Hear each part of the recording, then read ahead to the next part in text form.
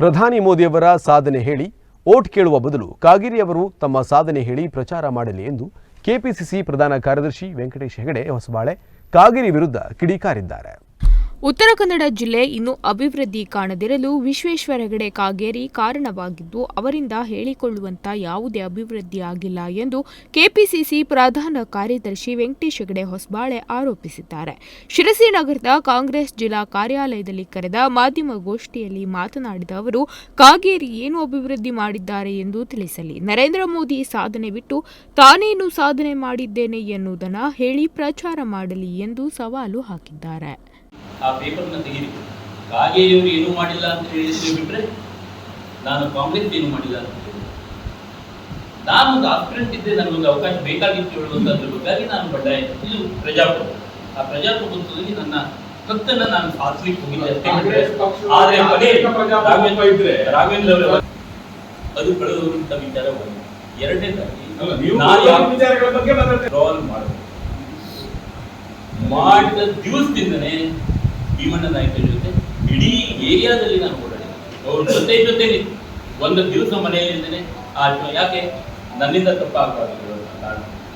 ಆ ಕಾರಣದಿಂದ ಅದನ್ನು ಅಲ್ಲಿ ಮುಗಿಸಿದ್ರಿ. ಇವತ್ತು ನನ್ನ ಭೀಮಣ್ಣಲ್ಲಿ ಯಾವುದೇ ರೀತಿಯಾದಂಥ ಭಿನ್ನಾಭಿಪ್ರಾಯ ಇಡೀ ಕಾಂಗ್ರೆಸ್ನಲ್ಲಿ ನನ್ನ ಬಗ್ಗೆ.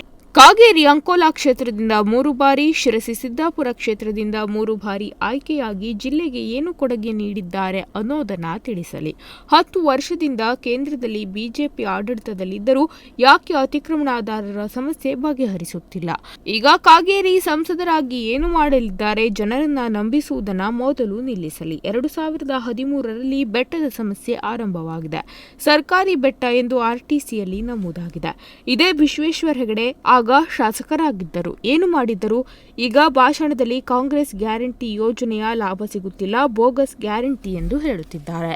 ಪ್ರಚಾರ ಸಭೆಯಲ್ಲಿ ಕಾಗೇರಿ ಅವರು ತಮ್ಮ ಕಾರ್ಯಕರ್ತರ ಬಳಿ ವಿದ್ಯುತ್ ಬಿಲ್ ಎಷ್ಟು ಪಾವತಿಸುತ್ತಿದ್ದಾರೆ ಎಂದು ಕೇಳಿ ಅದನ್ನು ಜನರಿಗೆ ತಿಳಿಸಲಿ ಎಂದು ಕಿಡಿಕಾರಿದ್ರು. ಜೆಜೆಎಂ ಯೋಜನೆ ಅಂದ್ರೆ ಮನೆಮನೆಗೆ ನೀರಿನ ಯೋಜನೆ, ಜಲಜೀವನ ಮಿಷನ್. ಈ ಜಲಜೀವನ ಮಿಷನ್ನಲ್ಲಿ ಆದಂಥದ್ರಲ್ಲಿ ಇವತ್ತು ನೀರಿದೆಯಾ? ಒಂದು ನಲ್ಲಿಯಲ್ಲಿ ನೀರಿದೆ. ಟೋಟಲ್ ವೇಸ್ಟ್ ಒಂದು ಯೋಜನೆ. ಹಾಗಾದ್ರೆ ಜಲಜೀವನ ಮಿಷನ್ ಬಂದಲ್ಲಿ ಇನ್ನು ನಾಳೆ ಬೆಳಿಗ್ಗೆ ಬೇರೆ ಯೋಜನೆಗಳು ಬರ್ಲಿಕ್ಕೆ ಆಗೋದಿಲ್ಲ. ಹಾಗಾದ್ರೆ ಅವರಿಗೆ ನೀರಿನ ಪರಿಸ್ಥಿತಿ ಏನು? ನಾಳೆ ಅವ್ರ ಮನೆ ಎದುರುಗಡೆ ನಲ್ಲಿ ಇದೆ, ಬಟ್ ನೀರು 95% ಮಹಿಳೆಯರಿಗೆ ಗೃಹಲಕ್ಷ್ಮಿ ಯೋಜನೆಯ ಲಾಭ ಸಿಗುತ್ತಿದೆ. ಯುವ ನಿಧಿ ಯೋಜನೆಯು ಯುವಕರಿಗೆ ಲಭಿಸುತ್ತಿದೆ. ಕಾಂಗ್ರೆಸ್ ಅಭ್ಯರ್ಥಿ ಡಾಕ್ಟರ್ ಅಂಜಲಿ ನಿಂಬಾಳ್ಕರ್ ಗೆಲುವಿಗೆ ಉತ್ತಮ ವಾತಾವರಣವಿದೆ. ಪಕ್ಷದ ಎಲ್ಲ ಮುಖಂಡರು, ಕಾರ್ಯಕರ್ತರು ಭಿನ್ನಾಭಿಪ್ರಾಯ ಮರೆತು ಅಭ್ಯರ್ಥಿಯ ಗೆಲುವಿಗೆ ಶ್ರಮಿಸುತ್ತಿದ್ದಾರೆ ಎಂದು ಹೇಳಿದರು. ಅಭಿಲಾಷಿ ನಮ್ಮ ಜಿಲ್ಲೆಗೂ ಒಂದು ಕ್ಯಾಂಡಿಡೇಟ್ ಕೊಡ್ರಿ ನಮ್ಮ ತಾಲೂಕಿಗೆ. ಯಾಕೆಂದ್ರೆ ನಾವು ನಿಮಗೆ ಮತದಾರರೇ. ನಾನು ಈಗಾಗಲೇ ಈ ಘೋಷಣೆಯನ್ನು ಸಾಕಷ್ಟು ಕಡೆ ಕೇಳ್ತಾ ಇದ್ದೀನಿ. ನಮ್ಮ ಭಾಗದ ಶಿರಸಿ ಸಿದ್ದಾಪುರ ಅಥವಾ ಈ ಉತ್ತರ ಕನ್ನಡ ಜಿಲ್ಲೆಯ ಕ್ಯಾಂಡಿಡೇಟ್ ಇಲ್ಲ, ಅಲ್ಲಿ ಕ್ಯಾಂಡಿಡೇಟ್ ಹಾಕಿದ್ದಾರೆ. ನಾವು ಬಿಜೆಪಿ ಅವರು ಇಲ್ಲಿಯವ್ರನ್ನೇ ಹಾಕಿದ್ದೀವಿ, ಅದಕ್ಕೆ ನಮಗೆ ಮತ ಕೊಡ್ರಿ. ಹಾಗಾದ್ರೆ ಬಿಜೆಪಿ ಅವ್ರು ಹೇಳಿ ಖಾನಾಪುರ ಕಿತ್ತೂರು ಮತ ಬೇಡನವರಿಗೆ ಅದನ್ನು ಓಪನ್ ಆಗಿ ಹೇಳಿ. ಖಾನಾಪುರ ಕಿತ್ತೂರು ಮತದಾರರು ಮತ ಹಾಕೋದು ಬೇಡವೇನವರಿಗೆ?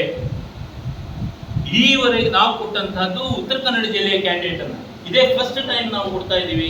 ನಮ್ಮ ಕಾನ್ಸ್ಟಿಟ್ಯೂನ್ಸಿ ಅದು ಕೇಂದ್ರದ ಲೋಕಸಭಾ ಒಂದು ಇದ್ರದ್ದು ಕಾನ್ಸ್ಟಿಟ್ಯೂನ್ಸಿ ಅದು ಕೊಟ್ಟಿದ್ದೀವಿ.